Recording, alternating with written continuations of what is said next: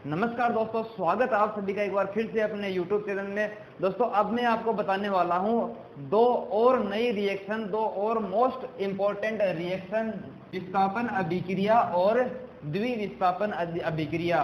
English medium वाले बोले तो डिस्प्लेसमेंट रिएक्शन और डबल डिस्प्लेसमेंट रिएक्शन के बारे में आपको बताने वाला हूं। तो ध्यान से देखना इस चीज को। विस्थापन अभिक्रिया, डिस्प्लेसमेंट रिएक्शन किसको बोलोगे? इसको आप ऐसे समझो कि आपका दो दोस्त का एक ग्रुप है। क्या है? दो दोस्तों का एक ग्रुप है और कोई तीसरा स्टूडेंट आता है और वह यहाँ पर आता है और इनमें से किसी एक के साथ में पक्की दोस्ती कर लेता है। मतलब एक तीसरा स्टूडेंट आया और उसने इनमें से एक के साथ में अभिक्रिया कर ली और दूसरे को वहां से विस्थापित कर दिया, इस जोड़े से उसको निकाल दिया। तो इस प्रकार की रिएक्शन को विस्थापन अभिक्रिया कहेंगे। साधारण शब्दों में हमने देखा, परंतु विज्ञान की भाषा में क्या बोलोगे आप? विज्ञान की भाषा में हम ऐसा बोलेंगे कि वह अभिक्रिया जिसके अंदर अधिक अभिक्रियाशील। अब वो जो नया आया है उसमें कुछ नए गुण तो होंगे, अच्छी बात तो होगी, तभी तो इसने इसके साथ में दोस्ती करी। तो इसमें देखो वह अभिक्रिया जिसमें अधिक क्रियाशील तत्व है, कम क्रियाशील तत्व को उसके स्थान से यौगिक से प्रतिस्थापित कर देता है। तो इस प्रकार की अभिक्रिया को विस्थापन अभिक्रिया कहते हैं। बहुत इजी है, बहुत आसान है। वह अभिक्रिया जिसमें अधिक क्रियाशील तत्व है निम्न क्रियाशील तत्व को उसके यौगिक से प्रतिस्थापित कर देता है।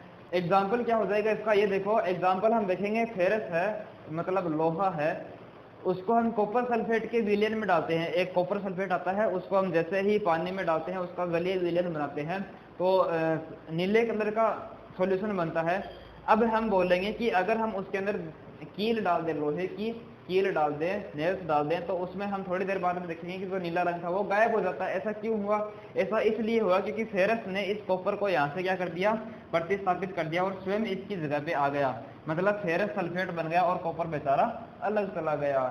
इसका मतलब अब नया पदार्थ क्या बन गया? ये FeSO4 बन गया और फेरस ने इसको कॉपर को विस्थापित किया है, इसलिए इस अभिक्रिया को विस्थापन अभिक्रिया हम बोलने वाले हैं। अब हम बात करेंगे इंग्लिश मीडियम वाले कैसे बोलोगे इसको। बहुत इजी है, एग्जांपल और भी बताऊंगा डिस्प्लेसमेंट रिएक्शन के, विस्थापन अभिक्रिया के। इंग्लिश मीडियम वाले बोलेंगे डिस्प्लेसमेंट रिएक्शन, सर हम उसको बोलेंगे reaction in which a more reactive element displaces less reactive element from its compound. देखो कैसे बोलोगे? A reaction in which an element displaces another element from its compound is known as displacement reaction. For example अगर हम zinc ले लें, जो copper sulphate का विलयन था, एक्वस था, जलीय विलयन था, उस एक्वस के अंदर हमने जिंक डाल दिया सॉलिड सब्सटेंस, तो क्या होगा? जिंक का सॉल्यूशन बन जाएगा, है ना, और जो कॉपर है वो बेचारा अलग चला जाएगा। मतलब कॉपर को विस्थापित कर दिया, इसलिए यह भी एक विस्थापन अभिक्रिया डिस्प्लेसमेंट रिएक्शन है। सेम चीज इसमें होगा। लेड होता है, लेड, उसको हम कॉपर क्लोराइड के सॉल्यूशन में डालते हैं तो लेड क्लोराइड बनता है। मतलब लेड ने कॉपर को डिस्प्लेस कर दिया, विस्थापित कर दिया और खुद इसकी जगह पे आके बैठ गया, लेड क्लोराइड फॉर्म कर लिया। ठीक है, इस प्रकार से दोनों के दोनों रिएक्शन है। ये सारी एग्जांपल है किसके? डिस्प्लेसमेंट रिएक्शन, विस्थापन अभिक्रिया के। अब हम बात करते हैं double displacement reaction. Sir double displacement reaction को हम कैसे डिफाइन करेंगे? कि इसके अंदर दो जोड़े रहते हैं, दो जोड़े रहते हैं, मतलब इसके अंदर इस जोड़े का एक एलिमेंट इस दूसरे वाले के एक एलिमेंट के साथ में रिएक्शन कर लेगा और फिर जो दोनों बचेंगे ये भी आपस में क्या कर लेंगे? रिएक्शन कर लेंगे। इस प्रकार से वापस से दो जोड़े ही बन जाएंगे, लेकिन क्या हो जाएगा? एक्सचेंज हो जाएगा। इनमें से जो एलिमेंट थे वो आपस में अपने आयनों का एक्सचेंज कर लेंगे। ठीक है, सीधी सी बात है, ज्यादा कुछ हार्ड नहीं है। एग्जाम्पल हम देखेंगे, एग्जाम्पल इसका थोड़ा सा मोस्ट है, वो देखेंगे क्या है। सबसे पहले देखते हैं विस्थापन अभिक्रिया की थ्योरी कैसे लिखोगे आप। वह अभिक्रिया जिसमें अभिकारकों के मध्य आयनों का परस्पर स्थानांतरण होता है, तो उसको हम क्या बोल देंगे? विस्थापन अभिक्रिया बोल देंगे। Double displacement reaction English medium वाले बोलेंगे कि सर हम उसको बोलेंगे reaction in which there is an exchange of ion between the reactant are called double displacement reaction. For example देखो, फॉर एग्जाम्पल क्या हो गया? मेरे पास सोडियम सल्फेट था, इसका नाम है सोडियम सल्फेट। SO4 को सल्फेट बोलते हैं, इसको सोडियम बोलते हैं। सोडियम सल्फेट की रिएक्शन हमने करवाई है बेरियम क्लोराइड से, बेरियम क्लोराइड से। ठीक है, तो क्या होगा? सोडियम ने इस बेरियम को डिस्प्लेस कर दिया और बेरियम ने इसकी जगह ले ली। फिर तो क्या बनेगा? बेरियम सल्फेट बन जाएगा और सोडियम चला जाएगा यहाँ पर, तो सोडियम क्लोराइड बन जाएगा 2Na Cl बन जाएगा, एक्वस फॉर्म में होगा। तो देखो इसमें हुआ क्या, सोडियम इसकी जगह चला गया और बेरियम इसकी जगह पे आ गया, मतलब आयनों का क्या हो गया, एक्सचेंज हो गया। इसलिए हमने क्या बोला, इसको डबल डिस्प्लेसमेंट रिएक्शन है। डबल डिस्प्लेसमेंट रिएक्शन इसको बोलेंगे। इंग्लिश मीडियम वाले भी सेम टू सेम एग्जाम्पल यहाँ पर लिख सकते हैं, लेकिन यहाँ पर मैं ध्यान आपका ये देना चाह रहा हूँ कि यहाँ पर इस अभिक्रिया के अंदर दो पदार्थ बने हैं, दो प्रोडक्ट बने हैं, दो उत्पाद बने हैं। इनके अंदर मेरे को दिख रहा है कि ये वाटर के अंदर घुलनशील है, ये भी एक्वस जल के अंदर घुलनशील है, ये भी वाटर के अंदर सोलेबल है। बट इसके ऊपर ध्यान दो, आप इसके ऊपर क्या दो, ध्यान दो, दिख रहा आपको ये सॉलिड है, बाकी सब जल में घुले हुए हैं, लेकिन जब अभिक्रिया हुई तो लास्ट में क्या बना, बेरियम सल्फेट बना, जो कि सॉलिड है, ठोस है। अब ठोस तो जल में घुल नहीं सकता, क्या होगा, पेंदे में बैठ जाएगा। सही बात है, पेंदे में बैठ जाएगा, मतलब अघुलनशील पदार्थ प्राप्त हुआ है। तो इस अघुलनशील पदार्थ को हिंदी मीडियम वाले क्या बोलेंगे, अवक्षेप। क्या बोलेंगे, अवक्षेप।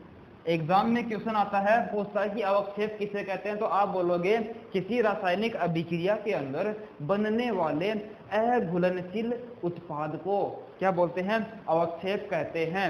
इंग्लिश मीडियम वाले इसको प्रेसिपिटेट बोलते हैं। क्या बोलते हो भाई, प्रेसिपिटेट। क्या बोलते हो, प्रेसिपिटेट। इंग्लिश मीडियम वाले बोलेंगे कि सर हमको भी बताओ थ्योरी, हमने कौन सा पाप किया है, तो आप ऐसे बोल देना, an insoluble substance is form in a reaction is known as precipitate, unsoluble substance is formed is known as precipitate।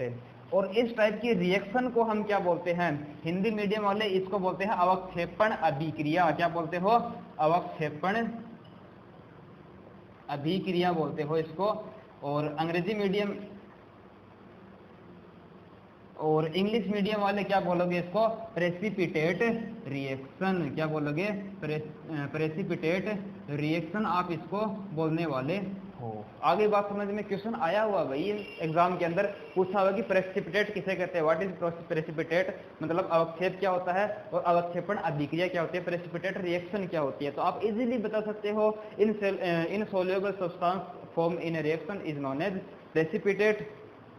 अघुलनशील पदार्थ को अवक्षेप बोलते हैं और इस प्रकार की अभिक्रिया को अवक्षेपण अभिक्रिया कहते हैं। This type of reaction is known as precipitate reaction. ठीक है सर, अच्छे से समझ में आ गया, बहुत अच्छा बताया आपने, मजा आ गया आपको। तो इसी प्रकार से आगे हम रिएक्शन देखने वाले हैं, ऑक्सीडेशन रिएक्शन और रिडक्शन रिएक्शन, ऑक्सीकरण और अपचयन अभिक्रिया देखेंगे। तो आशा करता हूं आज की बताई हुई रिएक्शन आपको समझ में आई होगी, अच्छी लगी होगी, आनंद आया होगा। इसी प्रकार आनंद को लूटने के लिए आप चैनल पर अगर नए हो तो चैनल को सब्सक्राइब कर लीजिए, पास वाले बेल आइकन को दबा लीजिए, ताकि अगला वीडियो जब मैं अपलोड करूं तो आपको नोटिफिकेशन मिल जाएगा। वीडियो को लाइक कर दीजिए, अगर अच्छा लगा है तो अपने दोस्तों को भी बताइए ताकि वो भी आनंद उठा सके। इस प्रकार मिलते हैं अगले वीडियो में, तब तक के लिए धन्यवाद।